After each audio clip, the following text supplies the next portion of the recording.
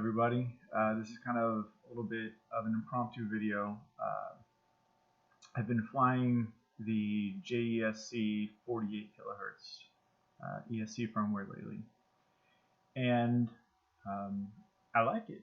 I don't really want to make a commentary at this point about whether or not it gives longer flight times or runs motor smoother or anything like that. I think you should just try it for yourself and see what it does for you. I've had some things that seem to respond really well to it. Why that is, I don't know yet. I'm just kind of, maybe I'm a little late to the party, but I'm just getting into this. But what's cool is that a lot of you guys are getting into the Beta FPV 1S and 2S silverware boards. And you may not know, but you can go ahead and flash JESC ESC firmware to those too. So I have a little 1S board here, and pinky up. We are going to flash it today and see how that goes. So this will be my first attempt at flashing this flight controller. It is out of the package exactly like you're going to get it. So whatever we have to address to make it happen, we're going to do that right now. So let's get started. I guess I'll toss some pictures up here. A before picture of what the pads look like that you need to connect to. It's just the standard programming pads, data clock and ground, and an after picture. They are tiny pads. They're intended for some kind of pin header, micro-sized pin header. I don't have anything that small, so I just soldered wires to it. But you don't want to try this unless you have some really good flux like MG Chemicals or something like that, because it's going to be really easy to bridge those pads. So let's get started. I guess the first thing we're going to need is the firmware from Beta FPV. So let's head over to their GitHub site and find that. All right, Beta FPV GitHub, and light silverware is what we're looking for now. Last time I checked, the master branch of this was the version 1 that they had sent out to testers, and the board that made it to production, they're keeping the code in branches. So you've got the F042 1S brushless board and F042 2S. So we're going to do the 1S. We're going to switch branches by selecting it there, and then go under download a zip.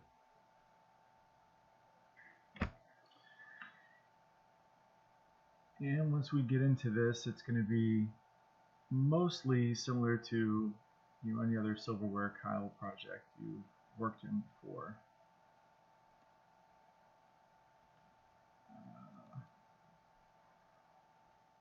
You can see right here they use a J-Link in their programming over there. So I'll read only what I guess I didn't extract.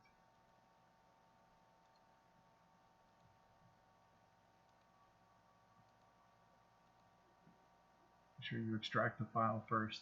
Beginner mistake, right? All right.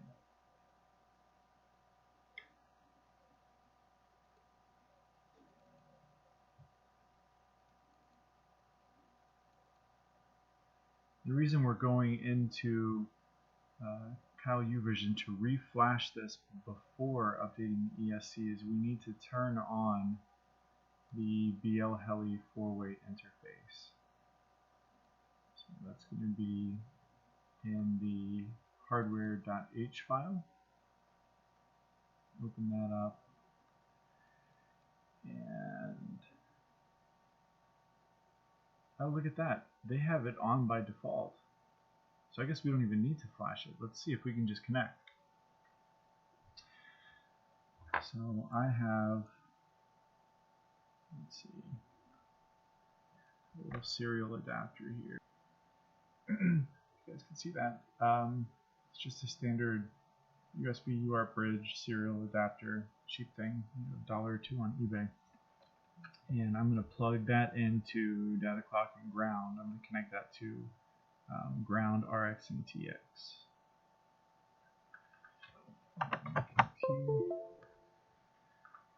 And I need a battery.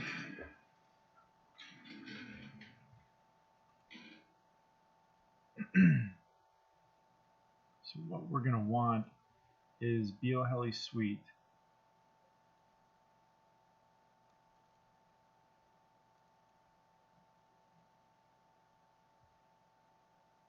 And when you get that open, you're going to go here to SI Labs BioHeli Bootloader 4-way interface. It's option D. And we're going to power up the controller with a battery and click connect.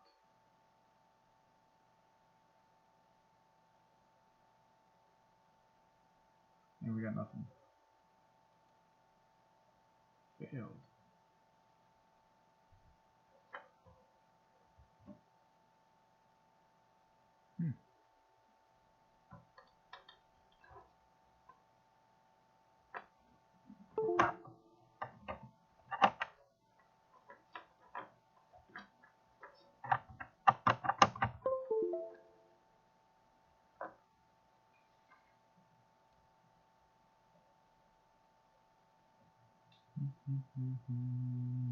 Connection okay. So I guess it matters the order that you plug in. Let's read setup. And erased or unknown firmware, bootloader D. This is OH5, so it looks like they are using the fish pepper ESC design on this.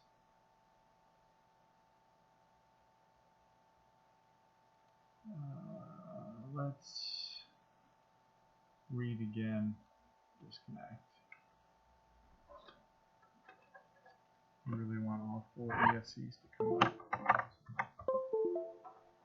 Power cycle everything. And click connect again. Read setup. Here we go. Alright, there's all 4 ESCs. 1, 2, 3, and 4.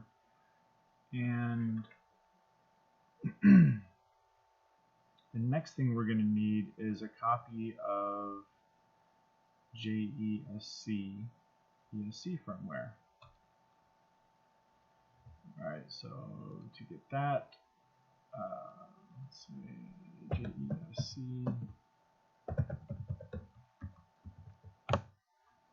GitHub, and we're here. And what you're going to want to do is go to the release tab, and that's this, and then click on source code.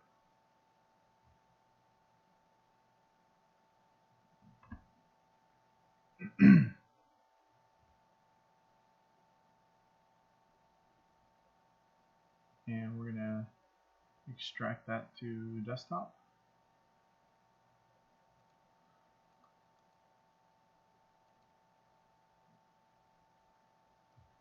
And while that runs, I've actually already got a copy of it sitting on my desktop right here.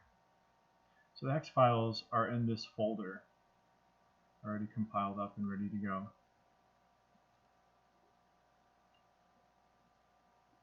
I'm just going to close out of that. You don't need it.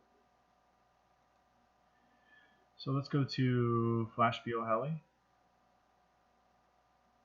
And we've got OH5 and multi, but we're going to ignore the list and pick a file here. So we roll down to the O's, and here's O5, and the 48 indicates 48 kilohertz motor PWM firmware. So let's open that. It's asking us, do we want to change? Yes, in fact we do.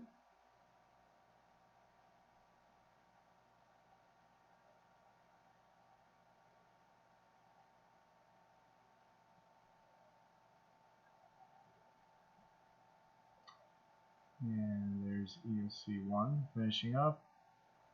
It's telling us to be careful, test without propellers. Do we want to write current settings? Yes, let's go ahead and write current settings. And now it's asking us about ESC, target ESC number 2. And again, we have to ignore the list and pick a file. And we want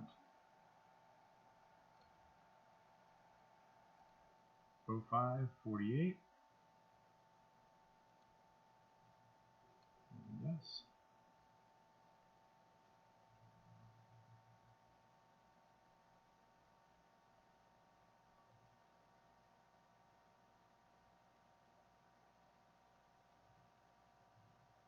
So this is turning out to be much simpler than I thought it was going to be. I figured we'd have to flash this flight controller and turn on the BL Heli 4-way interface, but they've gone ahead and put that in for us, so that's great for us. It's one less step, so we don't have to flash it and flash it back and turn it off. We can just leave that on. Here's 0548.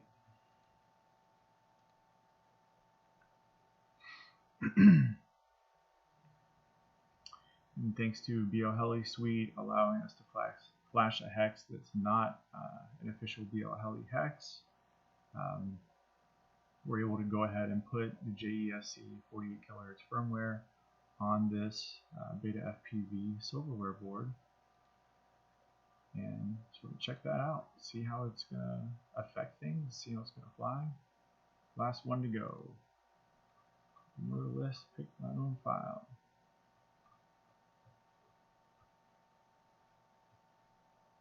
I have started playing around a little bit as well with the on-screen display, which is also run on a BB2 chip. And I have actually used BL Heli Configurator to flash firmware to the OSD chip. So it's just, BL Heli Suite is a very powerful tool. It's at our disposal. Yes.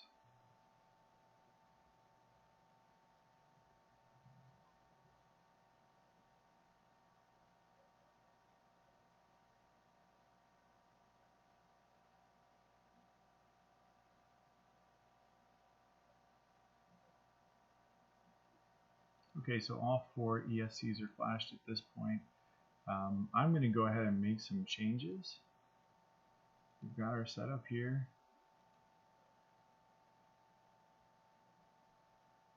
I'm going to put the beacon delay down to 1 minute and the startup power to 1.25. Those are just my personal preferences. We've already got the motor timing on high.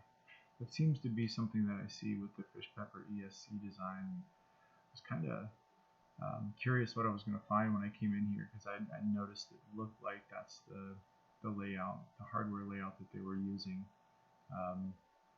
Every Fish Pepper 1S ESC I've had has also required this high motor timing. So let me go ahead and write my new beacon delay. And that's okay. And at this point, we disconnect. And this is ready to go back in a whoop, and it's now 48 kilohertz JESC ESC firmware, and we can see how that flies. See if it runs any smoother, see if motors sound or feel any different, see if the flight time's any better. Again, I'm not passing any commentary on that at this point. I'm just sharing with you what the process is like to go ahead and do this. So best of luck to you. If you try it out, ask a question in the comments. I'll be happy to try to answer it. Again, it's pretty easy. You just need a serial USB to UART adapter and data clock and ground connected to ground, RX, and TX and BL Heli Suite. Thank you. Have fun. So I thought while we had Kyle pulled up that I would go ahead and kind of just touch on a brief flashing tutorial, because a lot of you guys may want to change settings, and if you've gone this far, you're comfortable with flashing firmwares and the ST links and the serial adapters and all these little tools that we use to get the job done. So I've got Kyle pulled up here. Let's go ahead and take a look at config.h. So if let's see, where is it hiding? There it is. All right, config.h. They've got a built-in S-bus receiver on this, and sort of this deal where they can switch protocols. They've done some of their own work to kind of make the product experience meet their needs. So I'm going to leave all that alone. I haven't really looked at this before, but much of this is still rooted in the NFE fork, so we should be able to find our way around pretty easily. If you prefer Betaflight rates to Silverware rates, you could go ahead and uncomment and comment this out and switch there, and change your rates accordingly to match. This would light up. Let's go ahead and do that so you can see it. Rates are the most common thing you'd want to change. 2 slashes out, and those two in, and you'll see this goes gray. Those are the Silverware rates, and the Betaflight rates light up, and you can put your Betaflight numbers in there. I obviously like default rates because it's based on what I fly, so leave that alone. All this you can leave alone. If you wanted to mess with your channels to better match your radio, you could change your channel numbers here. I don't know how that would play with the OSD for what it's sensing or how they're linking up. I haven't looked into that, but you can try it. You can change it back if it doesn't work out well. One thing I do want to try is I've noticed in flying this that I get the low battery warning a lot earlier than I want to see it. So I'm going to drop this down. I am a LiPo abuser. So I don't want 3.5 there on a brushless. I think I want something like 3.1 maybe. I'm probably going to fly it down to about 2.7 or 2.8 in the air and let it recover, bounce back up to about 3.3. So let's see what 3.1 does and if the OSD sort of accepts this new trigger for low voltage. At that point, we're going to hit F7 to compile. That's really the only change I want to make to it. I do plan on coming in here and tweaking a few things later, but that'll be a more advanced tutorial, and I'll probably fork the firmware back at that point, just specifically for these boards, and make some changes. Alright, so we've got our hex compiler. We've got 0 errors, 0 warnings down at the bottom. That's what we want to see. The next thing we're going to need to do is, at the beginning of the video I realized I mentioned that they were using a J-Link, and I didn't really follow up on that, so that's what this is for. If you want to do your own flashing, you're going to have to come in here and click this Options for Target, and come over to the Debug tab, and you can see they've got it selected for Use Ulink 2/ME Cortex Debugger, and that's not what we typically use. We in the community are most often using the ST-Link debugger, so that's here. And let's see if there's anything. My ST-Link is plugged in and it is reading the serial number, so this lets you know that your ST-Link is being recognized by the Kyle software. And that should be all we need. Click OK. We've got my ST-Link plugged in. I'm connected to data clock and ground. I'm adding a battery now. And F8 to flash. And down at the bottom of the screen here, it zipped right by. Verify OK. Flash load finished. So that's done. That's flashed. If I had changed my rates or any of the other preference settings, it would all be in. So that's done. Good to go. Flashing's that easy. Alright guys, thanks for hanging out. I know this was a long video, but I just wanted to see, I wanted you to be able to see the details of what's involved. to go in and change ESC firmware, change ESC firmware settings, or just a quick flashing tutorial, so you can change your personal preference settings, like rates or whatnot, or maybe you want to change filters or something, or the PIDs are all tweakable through OSD, so that's not really an issue. But depending on what your application is or what your experience is. Overall, I'm not unhappy finding this thing.